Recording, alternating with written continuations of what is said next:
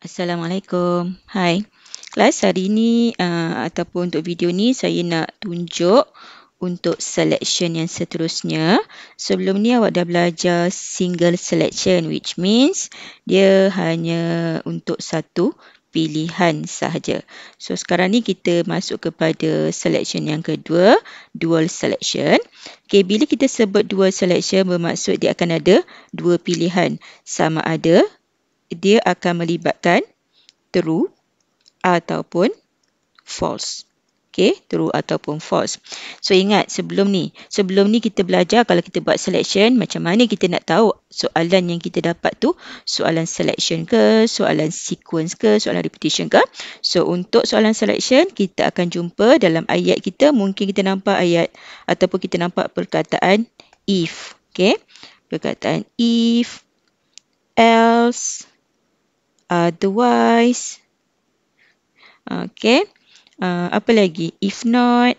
Jadi, ataupun apa-apa perkataan yang seerti dengan dia. So, itu adalah soalan yang refer kepada selection. Bila kita dah tahu dah pula soalan selection, kita kena tahu selection yang mana satu. Selection yang satu pilihan saja, single if, ataupun dua pilihan, ataupun banyak pilihan. Okay, kita kena pandai untuk tackle soalan tu, nak tahu mana satu bentuk soalan kita. Okey, untuk soalan selection, dual selection. Okey, untuk kita punya IPO, ni basic format untuk IPO, okey. So, macam biasa, input, apa yang kita kena masukkan.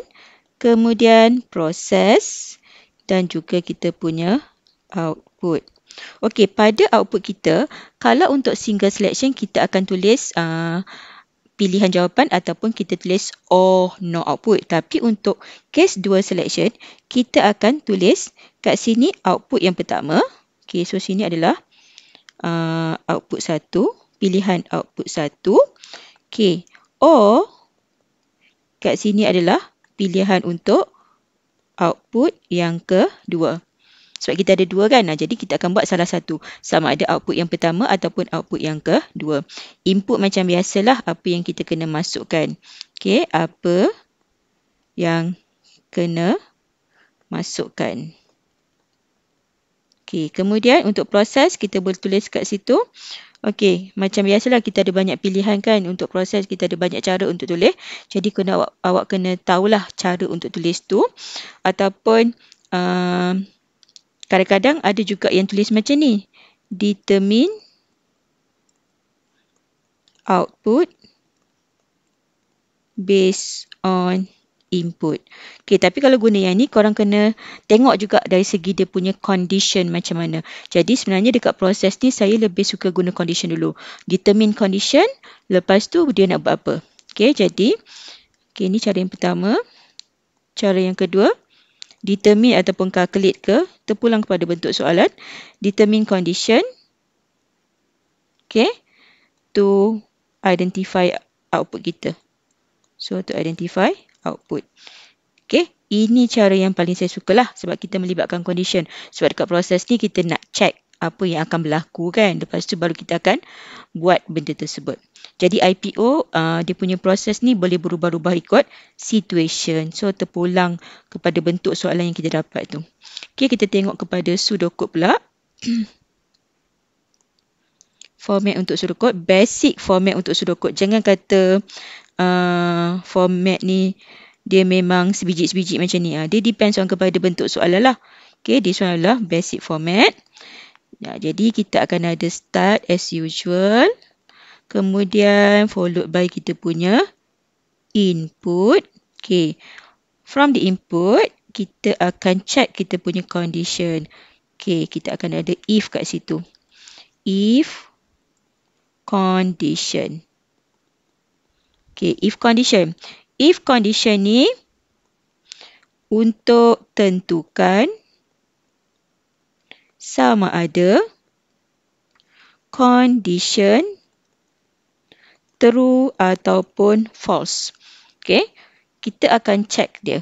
Kita nak identify sama ada true ataupun false. Kalau kita kata dia true, apa yang akan berlaku? So, kalau true, dia akan buat statement yang pertama. So, statement pertama ni refer kepada true condition. Okey. Dia memenuhi syarat lah. Okey, syarat dipenuhi. Kalau tidak, okey, kalau tidak, apa yang akan berlaku? So, else.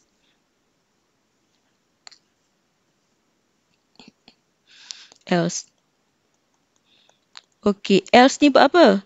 Else ni refer kepada condition false. Okey? Refer kepada condition false. Bermaksud kalau kata condition kita check kat sini, dia false, jadi dia akan direct terus pergi kepada else. Dia akan ignore statement 1. Kalau if condition true, dia akan buat statement 1. Dia akan ignore else. Tetapi kalau kata if condition false, so dia akan ignore statement 1, dia akan buat else. Okey. Jadi di bawah else ni kita nak buat apa? So di bawah else ni kita akan ada statement 2. So statement 2. Jadi statement 2 ni refer kepada false punya condition tadi. Okey, so ingat bila kita buat selection, dia akan pilih mana-mana yang berkenaan sahaja. So dah habis, kita and if. Okey, kalau ada apa-apa yang perlu kita buat bawah and if, kita akan buat. Kalau tak ada, kita akan terus stop. Jadi hati-hati, tak semestinya lepas and if terus akan stop. Depends on kepada soalan. Jadi inilah kita punya basic format untuk pseudocode. Jadi saya ulang balik. Dia buat macam mana dia perform. So dia akan buat start. Kemudian dia akan baca input kita. Komputer akan baca input yang user masukkan. Kemudian based on input yang user masukkan, dia akan check condition. Dia akan tengok if condition. So dekat if condition ni, dia akan uji syarat dia. Okay, dia akan uji syarat. So kalau kata syarat dia true, okay, syarat yang kita kata tu betul memenuhi syarat, so dia akan buat statement 1. Dia akan ignore else, dia akan ignore statement 2. Okay. Tetapi sekiranya if condition kita false, so apa yang kita uji kat sini kita dapat false, dia akan ignore statement 1. Dia tak akan buat statement 1. Dia akan direct pergi kepada else dan dia akan buat statement 2. Kemudian barulah dia pergi and if dan stop. Okay, ini basic format untuk pseudocode. Okay, kita tengok pula untuk flowchart.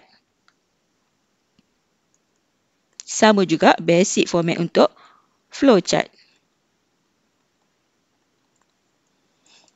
Kita kena kenal dia dulu, baru kita boleh proceed dengan soalan. Kalau tak, kita nak terus proceed dengan soalan, kita tak tahu bentuk kan. So, start. Dan kita punya, lepas start kita buat apa tadi? Kita buat input. Jadi, this one kita punya input. So, parallelogram. Pastikan lukis betul-betul dia punya shape. Kemudian, daripada input kita akan buat condition. So, kita punya diamond. So, if condition. Okay, jangan lupa kita punya arrow. Dia lupa pula arrow. So, arrow pastikan touch shape kita. Okay, kemudian nampak je diamond. Kita akan ada 2 cabang, true and false. Okay, so kita punya kedudukan true and false ni terpulang. Nak letak true kat bawah, false ke kanan. Ataupun nak letak true ke kanan, false kat bawah. Boleh, tak ada masalah. Ikut suka awak. Sebab dia ada 2 cabang je. Nak tak nak, dia akan pergi tempat. Pengakhiran dia tempat yang sama juga. Okey, tapi kalau kata kita buat multiple selection nanti, baru kita akan strikkan dengan kita punya true false. Okey, untuk single if dengan dual selection tak ada masalah. True false dia bebas kat mana-mana. Okey, kemudian kalau true dia buat apa tadi? Okey, kalau true dia buat statement 1. Jadi statement 1. Okey, sekarang ni saya buat rectangle, tetapi statement 1 ni dia boleh buat apa? Okey, lupa pula tadi nak explain. Apa yang boleh ada dalam statement 1? Okey, dalam statement 1 kita boleh ada input, process, output. Sama juga dalam statement 2. Dia boleh ada input, process, output. Depends on kepada soalan. Jadi, untuk statement 1 kat sini, untuk statement 1 kat sini, saya buat basic dia dalam bentuk rectangle. So, kalau kata dalam this one, dalam statement 1 awak buat input dengan output, awak lukislah parallelogram. Tapi kalau kata awak buat proses, buat rectangle. Depends on kepada soalan. Okay? dia tak fix dah lah. Dia tak fix lagi kat sini. Okey, daripada statement 1 kita buat apa? So daripada statement 1 kita akan pergi and if sebenarnya. Daripada statement 1 kita akan pergi and if, tapi kita tak ada and if kat sini dalam flowchart. Kita akan terus pergi kepada stop. So stop kat sini. Kapsul, hati-hati lukis stop, dia mesti kapsul. Kemudian statement 1 akan pergi ke stop. Okey, tapi kita nampak statement ataupun kita nampak false. False masih lagi tergantung kat sini. Dia tak ada pergi mana-mana kan? Jadi tak boleh. So kita kena buat. Okey, false dia akan buat statement 2. So statement 2 rectangle ataupun depends on kepada apa yang ada dalam statement tu. Dia masih lagi tergantung. Dia tak boleh tergantung macam ni untuk statement tu. Kita mesti tarik dia dan pergi kepada bawah statement 1. So bawah statement 1 kat sini lah. Okay. Dia akan pergi ke stop. Ini adalah kita punya basic format untuk flowchart dan juga pseudocode. Okay. So kita tengok soalan. Ni soalan paling senang lah. Okay, soalan yang tak complicated sangat. Okay, Bling Bling College wants to do an election at the end of month. Only students above 19 years old can vote for the election. Print can vote if the condition is true. Otherwise, Print can't vote. Okay, hati-hati. Okay, kita dah tahu dah soalan ni soalan selection. Okay, macam mana kita tahu soalan selection? Kita tengok kat sini. Dia ada perkataan if. Okay, dia ada perkataan if. Lepas tu dia ada perkataan otherwise. Dan kalau kita tengok kat sini, dia ada dua syarat. Okay, syarat yang pertama, dia kata dia can vote. Okay, dia can vote kat situ. Okay, can vote. Dan yang kedua, kita ada can't vote, cannot vote. So, cannot vote. Jadi, ada dua pilihan. Sama ada orang tu boleh mengundi ataupun tidak. Okay. Apa yang menyebabkan orang tu boleh mengundi? So, dia kata, only students above 19 years old can vote for the election. Jadi, okay, student yang berumur 19 tahun ke atas.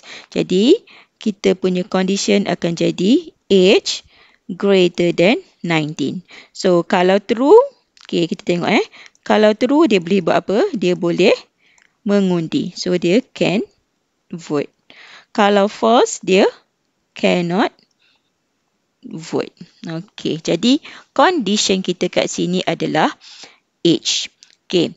Bila kita kata condition age, bermaksud condition tu pun adalah salah satu daripada input yang kita akan gunakan.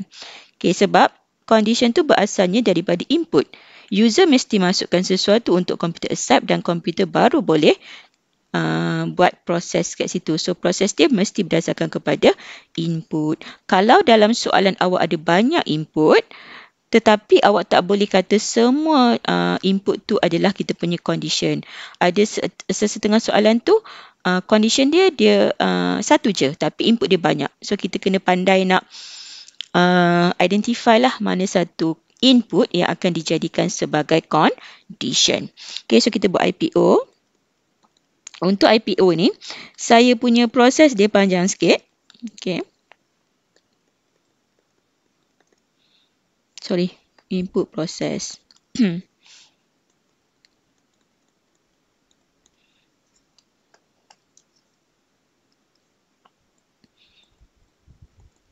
Okey. Kita tengok output dulu. So, output kita apa? Output kita adalah either one, antara can vote ataupun can't vote. Jadi, kita tulis kat sini. Mesti ada double quote sebab kita nak displaykan ayat tu. Jadi, kalau kata orang tu masukkan, student tu masukkan umur dia 21. So, dia akan bagi tahu. Can vote, you can vote. Kalau dia masuk kurang daripada 19 ataupun sama dengan 19, dia akan bagi tahu you cannot vote ataupun can't vote. Jadi, kita nak keluarkan ayat tu sebiji-sebiji. So, kita mesti ada double quote. Jadi, dua pilihan kita, can vote or can't vote. Jangan letak koma. Kalau letak koma means kita akan buat dua-dua. So, kita letak perkataan or.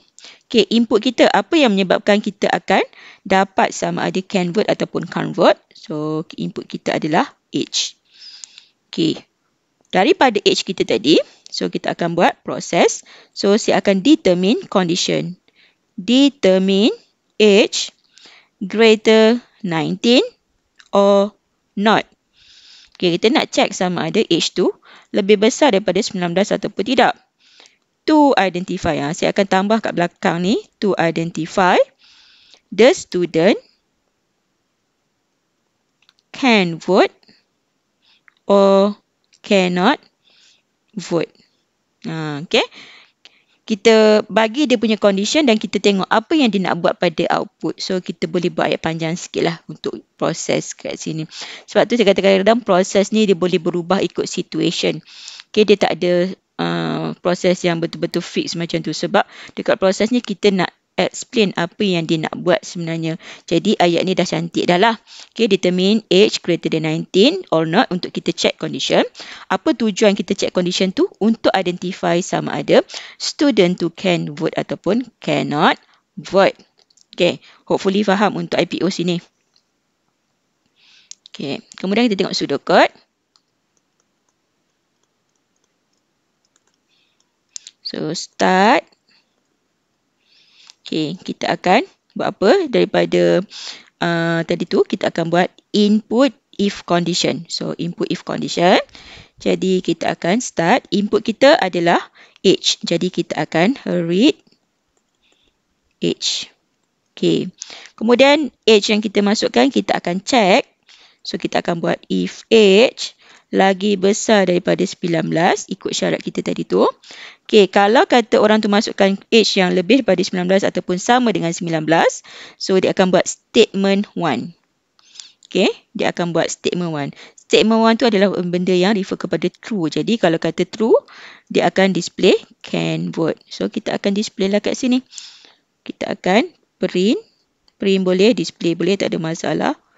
Can vote. Okay.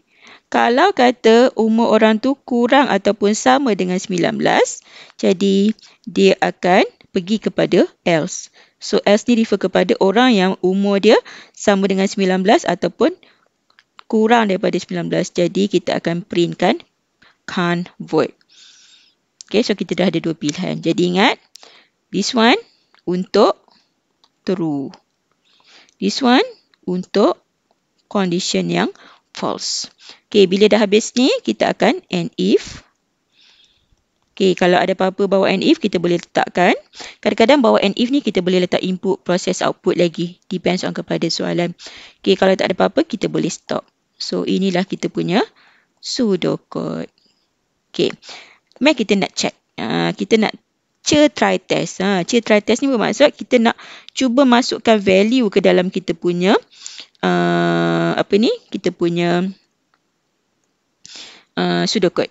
Masukkan value tu bermaksud kita anggapkan orang lain akan cuba gunakan kita punya sistem kita ataupun program kita ni lah. Okay, so start read age. Okay, read age ni bermaksud komputer akan accept age from the user. Katakanlah user ataupun student tu, dia masukkan, okay, ni student yang pertama Okay, katakanlah student pertama tu dia masuk umur dia 22. Okay, 22. Okay, 22 ni sebenarnya akan disimpan di dalam age. 22 akan disimpan di dalam age. Kalau ikutkan programming, age ni kita panggil dia sebagai variable. Okay, apa itu variable? Okay, variable ni adalah location in the computer memory which is used to hold value. Okay, apa variable buat? Dia hold value. Hold value apa? Hold value yang user masukkan ataupun hold value yang computer accept from the user ataupun hold the value from the calculation based on the input and formula apa semua tadi itulah. Okay, so bila kita read age, bermaksud age itu adalah satu variable di mana komputer akan terima nilai yang akan dimasukkan oleh user dan dia akan pegang. Dia akan pegang, hold kan? Dia akan pegang di dalam age. Jadi sekarang age ni, okay, age ni dia ada nilai. Nilai dia berapa? Nilai dia 22. Mana datang nilai 22? komputer ambil daripada user punya input. Jadi dalam memori komputer dia tahu dah, oh age bernilai 22. So lepas ni kalau kata dia jumpa perkataan age, bermaksud dia akan keluarkan value 22 tu untuk komputer. Maksudnya dia tahulah kata 22 tu wujud di dalam age. Okay, so ingat jadi read age, bila saya masukkan 22, nilai 22 ni akan diterima oleh variable age. Dia akan disimpan ataupun dia akan dipegang sementara oleh variable age. Okay. Kemudian dia kata if age. Okay, if age greater than 19. Okay, if age. So dia nampak penggunaan age kat sini, penggunaan variable age. Jadi dia akan keluarkan value tadi tu. Dia akan keluarkan value apa? Dia akan keluarkan value 22. Dia kata oh tadi user tu masukkan age dia 22. Jadi apa yang ada dalam age adalah nilai 22. Kemudian dia buat greater than 19. Okay, kita pun check lah. Komputer pun akan check 22 greater than 19. True or false? 22 lagi besar daripada 19. Betul ke salah? So jawapan dia adalah betul, true. Okay, bila true dia akan buat apa?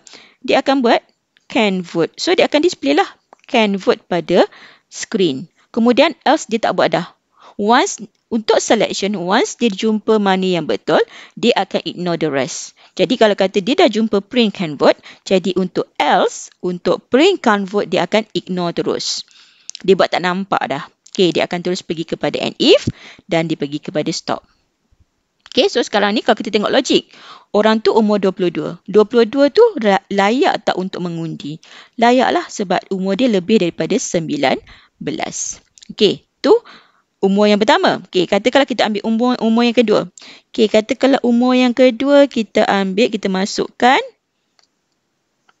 So, umur yang kedua kita masukkan 18. Okay, kita masukkan 18.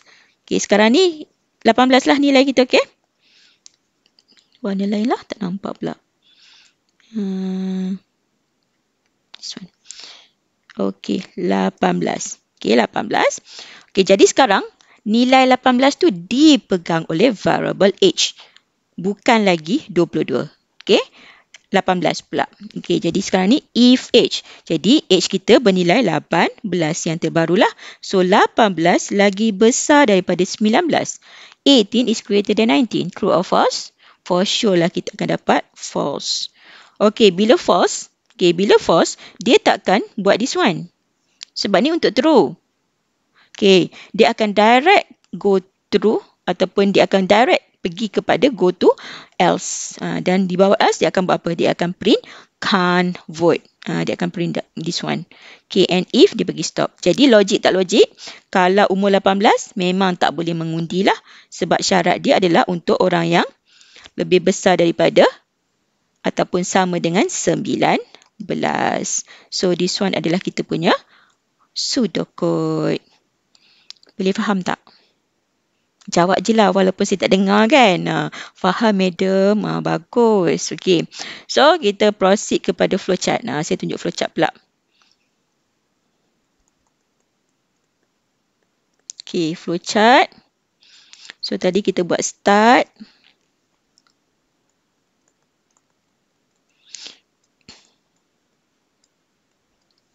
Ingat flowchart, kita tak ada and if je. Yang lain semua ada. Okay, kita ada read age, if age greater 19. So, sini read age, parallelogram. Okay, then if age, okay, condition. If age greater than 19. Okay, ingat kita ada cabang 2. So, kita ada true, kita ada false. Jangan lupa labelkan tahu true false ni. Kalau korang tak label, hilang markah. So, tak kisah mana-mana true false kita.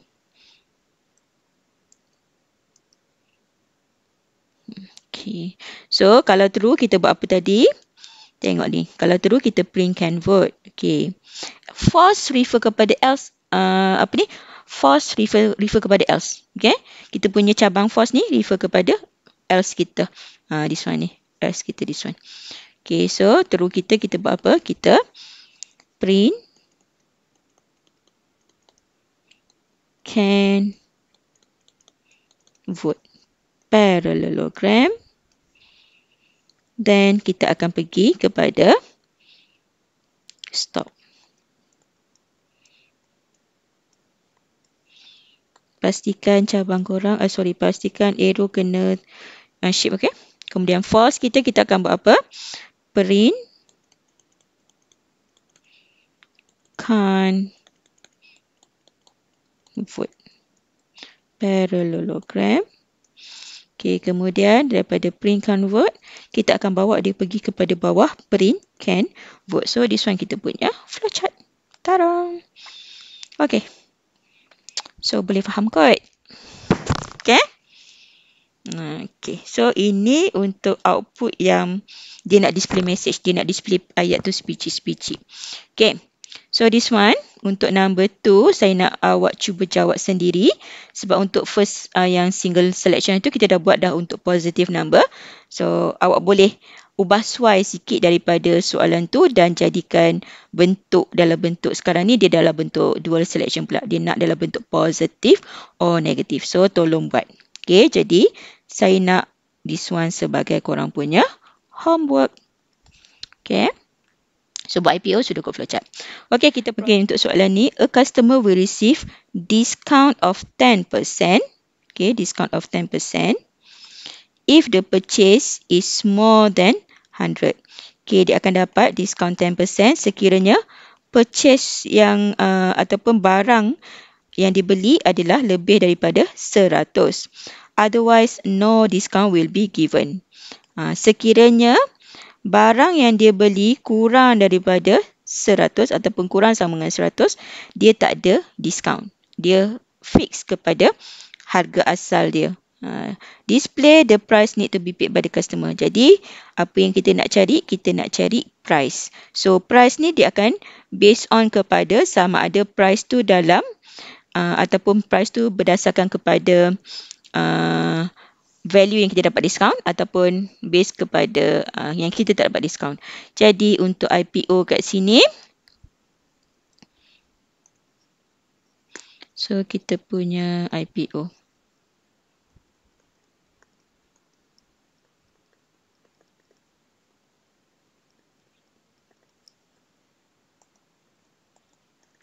Okey, untuk output kita, this time kita lain sikit tau. Dia tak sama macam yang soalan first tadi tu. Dan kadang-kadang awak kena ingat untuk selection yang dual ni, kadang-kadang dia tak akan ada dekat output dia ada dua pilihan. Dia tak akan ada or output 1 or output 2. Dia boleh berubah-ubah. Okey, dia boleh berubah-ubah ikut soalan. Yang tadi saya tunjuk yang asal tadi tu, dia more kepada basic punya. So this one kan basic dia. Ini output 1 dengan output 2 ni basic kita sebenarnya. Okey, kadang-kadang dia ada output 1 sahaja. Dia tak ada OR tu. Tetapi sebenarnya dia fokus kepada dual selection juga.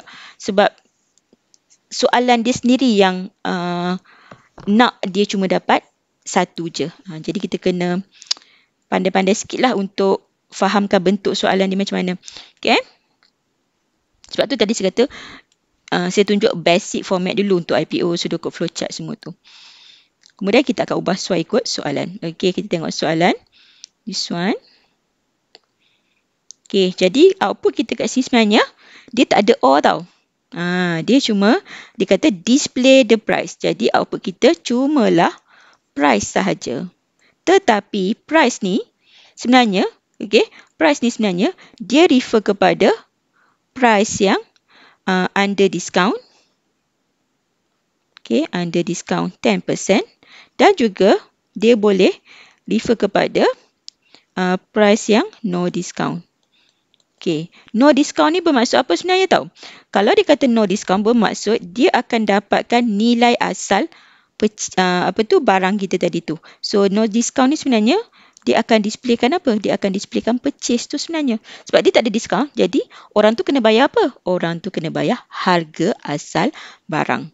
Kalau yang ada diskaun 10%, itu akan jadi harga yang berbeza.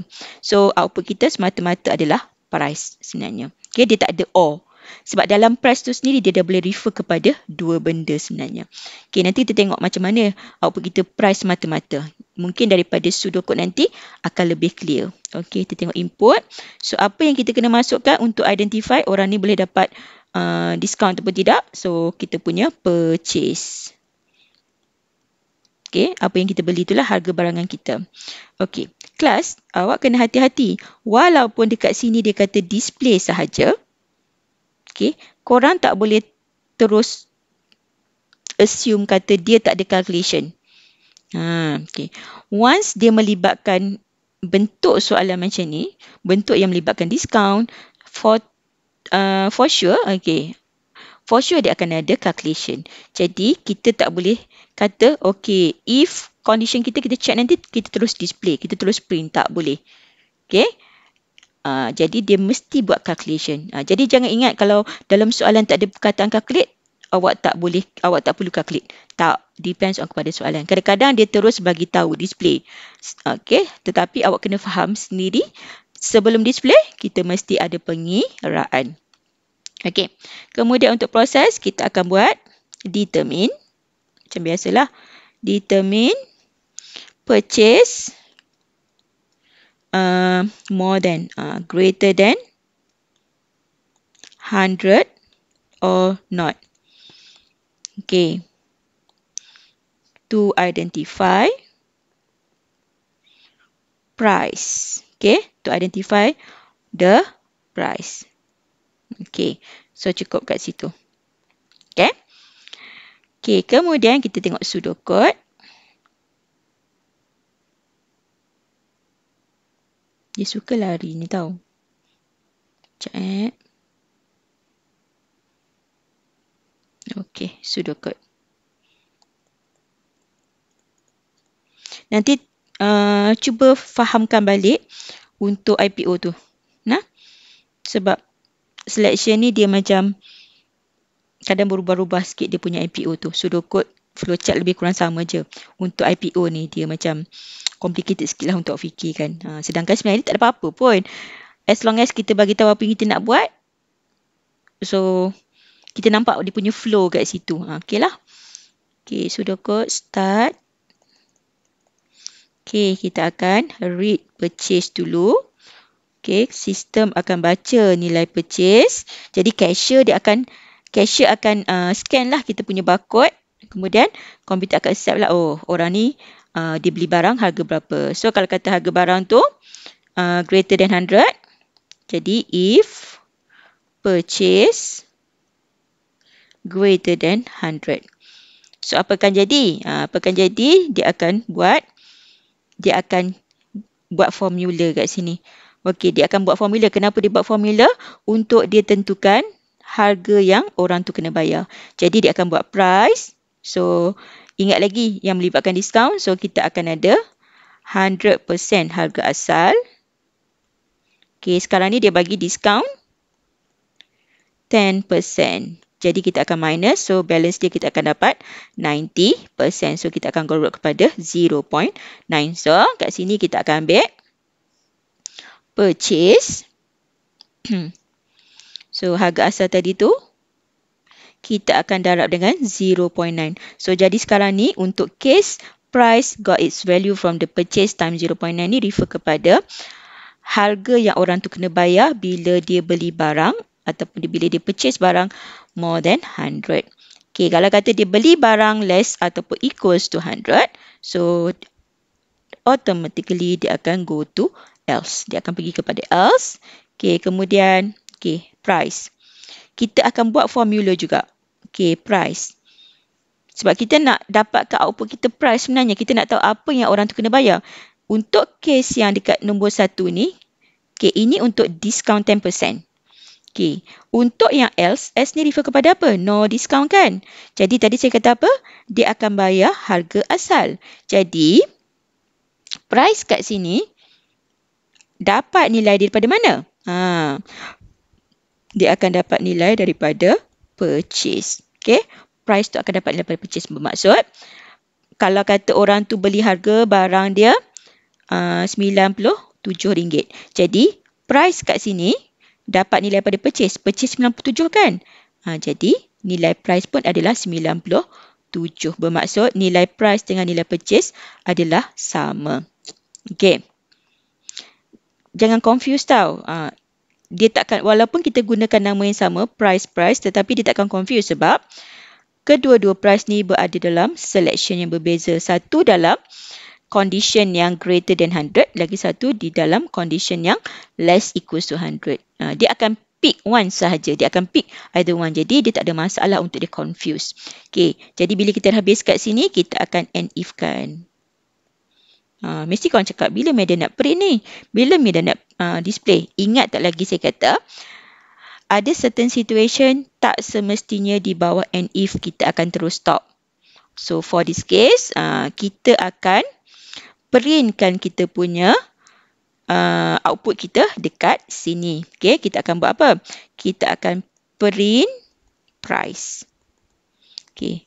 Print price yang mana satu, madam? Sini ada price, sini ada price. Tak ada masalah. Sebab dia akan buat checking. Kan tadi saya kata dia akan buat checking. Okay, dia akan buat checking kat sini kan. Dia akan buat if purchase. So, mana?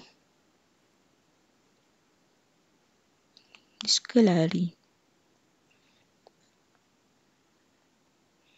Okay. So, kalau kata purchase dia greater than 100. So, dia akan ambil price yang sini. Else, dengan price yang kat sini, dia tak ambil. So, jadi, dia ada pilihan lah kan. Dia dah tahu dah mana dia akan buat. Okay, kalau kata orang tu beli barang, kurang ataupun sama dengan 100. So, yang mana satu dia akan buat? Okay, kalau kurang. Kurang yang ni dia tak akan buat. Dia tak akan ambil price ni. Sebab price ni untuk purchase yang greater than 100. Jadi, dia akan pergi kepada else. Dia akan ambil else, dia akan ambil price kat sini. Jadi, dia dah tahu dah price mana. So, dia akan pilih salah satu daripada variable price tu. Jadi, kita akan printkan. Okay, kita akan printkan price ni dekat di bawah and if. Selepas dia dah pilih condition mana yang true untuk dia. Okay, dah habis tu, barulah kita stopkan. Hei, saya stres betul dengan menatang ni tau. Sekejap ya. So, kita akan stop. Inilah kita punya, apa ni? Kita punya pseudocode. Okey. Cuba kita masukkan value. Okey, kita buat macam tadi lah. Age tadi, kita masukkan value. Okey, start read purchase. Katakanlah saya beli barang, harga dia RM95. Okey, RM95. Okey, sekarang ni RM95 ni dia akan disimpan di dalam variable purchase. Okey, if purchase. So, if purchase kita RM95 lagi besar daripada 100. So, 95 lagi besar daripada 100, true or false? Kita akan dapat false. Sebab 95 lagi sikit kan? Jadi, kita akan dapat false. So, bila false, dia akan buat yang mana? Dia akan buat else dan dia akan buat this one. Okay, dia akan buat apa? So, dia kata price. Okay, price sama dengan. Okay, ingat balik sama dengan ni saya baca macam mana? Dapat nilai daripada. So, price dapat nilai daripada purchase. Jadi, purchase kita berapa? Purchase kita adalah 95. So, jadi price kita 95. Jadi, dalam variable price, dia akan pegang nilai 95. Kemudian, dia pergi and if. Okay, dia akan print price. So, print price bermaksud dia akan keluarkanlah nilai 95 yang ada dalam variable price tadi. Sebab tu kita kata variable ni untuk whole value, untuk pegang nilai. Okay, bila dia diperlukan, bila dia nak digunakan, so dia akan serahkan kepada orang yang berkenaan. So, kalau kata kita buat formula, dia akan serahkan kepada formula. Kalau kita kata print display, so dia akan displaykan value tersebut. Macam kita bagi kawan pegang barang lah kan. Kawan awak cakap, apa ni, Ali tolong pegang sad, nanti aku ambil. Jadi, bila dah cukup masa, dia ambil baliklah barang tu. Sebab dia pegang untuk sementara. Okay. Okay, ini kalau kata purchase kita yang kurang daripada berapa? Kurang daripada kurang ataupun sama dengan 100. Okey, kita cuba ambil harga yang lebih besar daripada 100 pula. Contohnya kita ambil 150. Jadi value purchase sekarang adalah 150. Okey, if purchase. So 150 lah kan. 150 lagi besar daripada 100. So true lah kat sini. Bila true, dia akan buat mana satu? Bila true, dia akan buat this one. Jadi price dapat nilai daripada purchase times 0.9. So purchase kita 150 times dengan 0.9. Kita dapat 135. Jadi price sekarang nilai dia adalah 135. Bukan lagi 150. Okey, else dia tak buat sebab dia dah jumpa mana yang betul. So this one dia tak buat. Okey, dia pergi and if print price. So dia akan keluarkan value terbaru untuk price kita, iaitu 135. Okay, stop. So inilah kita punya cara untuk jawab soalan macam ni. Sebab tu dekat kita punya output bagi IPO kita, kita cuma ada price sahaja. Kita tak ada price or apa-apa, tak ada. Sebab kat sini dia cuma dah pilih salah satu. Dia dah melibatkan calculation kat sini. So selalunya kalau case macam ni yang melibatkan calculation lah, dia akan jadi output kita satu. Tapi untuk case yang macam tadi tu, soalan convert sebab dia nak display ayat yang berbeza kan. So dia akan ada or lah. Output 1 or output 2. But untuk this one, sebab kita nak display benda yang dengan nama yang sama, so kita akan gunakan price sahaja. Okay, sebab dia akan pilihlah price di bawah kategori yang mana. Kategori greater than 100 ataupun less equals 100. Okay, so saya nak korang buat homework korang flowchart. Okay, buat flowchart. So ini adalah homework korang. Jadi this one homework korang IPO ada 3 lah. IPO, pseudocode, flowchart. Untuk this one, buat flowchart sahaja. Okey. Cuba fahamkan apa yang saya cuba explain ke awak supaya awak boleh guna pakai untuk soalan-soalan seterusnya. Sebab soalan this one, okey, soalan yang kita buat sekarang ni sebenarnya kita boleh apply pula nanti untuk multiple selection. Kadang-kadang soalan dia boleh berubah-ubah ikut. Kadang dia boleh jadi single sahaja, dia boleh jadi dual, dia boleh jadi multiple. Jadi kena fahamkan dia punya konsep tu betul-betul. Okay? So hopefully boleh faham, boleh follow dan cuba jawab homework yang saya suruh buat. Dan submit sebelum hari Isnin. Okay kelas, hari Isnin kita akan discuss. Dan nanti, okay, saya akan buat video untuk lagi satu ni.